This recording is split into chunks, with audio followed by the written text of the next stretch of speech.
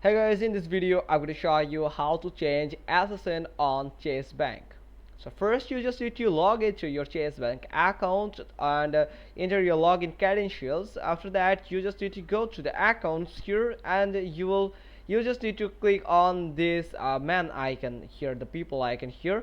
So you will find the profile and settings. So you can just go to the profile and settings, and where you will find your profile details, and you'll find some options like your username, your password, and also you will find your personal details. Among those you will find SSN number. You can just tap on that SSN number or edit button here somewhere at the right side of your screen. Then you can just edit your SSN and your personal details, but you have to verify yourself whenever you want to change your SSN or social security number. So that's how you can just simply do it. Hope you got this. If so, then give us a thumbs up, leave a comment below, and thanks for watching. Till next time.